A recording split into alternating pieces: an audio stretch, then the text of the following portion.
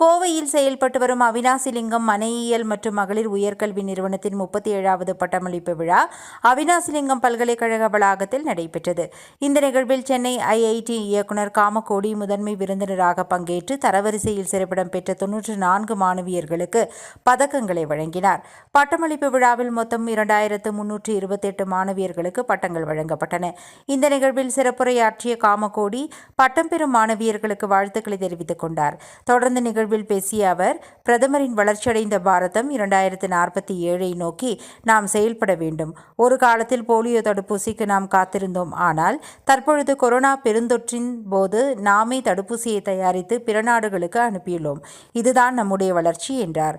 நம்முடைய நாடு மிகப்பெரிய பொருளாதாரத்தை கொண்டுள்ளது. எனவே தரமான கல்வியை நாம் தர வேண்டும். உயர்கல்வி சேர்ப்பவர்களின் எண்ணிக்கை தற்பொழுது அதிகரித்துள்ளது. தமிழ்நாட்டில் சுமார் 50% பேர் உயர்கல்வியில் சேருகிறார்கள். இதனை நாம் மேலும் உயர்த்த வேண்டும் என தெரிவித்தார். ஒவ்வொருவரும் கிராமங்களுக்கு சென்று பொருளாதாரத்தில் பின்தங்கிய 2 குழந்தைகளையாவது படிக்க வைக்க வேண்டும். அவர்களுக்காக ஊக்கத்தை அளிக்க வேண்டும். அதுபோன்று செய்தால் 2035 நம் நாடு கல்வியில் சிறந்து விளங்கும் என்று தெரிவித்தார். தற்பொழுது எரிவாயுவிற்கு நாம் வேறு ஒன்றை நாடி செல்ல வேண்டிய நிலை உள்ளது. இதற்கு போர் காரணமாக அமைந்துள்ளது என்று கூறிய அவர், நம்முடைய சக்தியை நாம் பயன்படுத்துவதற்கு இது ஒரு அனுபவமாக அமைந்துள்ளது என்றார். நம் நாட்டிலேயே அதிகமான வளங்கள் உள்ளன என்றும் நம் நாட்டு தயாரிப்புகளை நாம் பயன்படுத்த வேண்டும் எனவும் தெரிவித்தார்.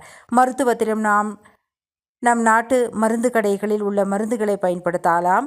கோபால் பல்பொடி போன்றவற்றை நாம் பயன்படுத்தலாம். நம் ஊரிலேயே அதிகமான பொருட்கள் உற்பத்தி செய்ய முடிகிறது என்று தெரிவித்த அவர், அதேபோன்று ஒழுக்கத்தையும் நாம் வளர்த்து கொள்ள வேண்டும். இதனை பின்பற்றினாலேயே 2047 வளர்ச்சியடைந்த பாரதமாக நாம் மாறுவோம் என்று தெரிவித்தார்.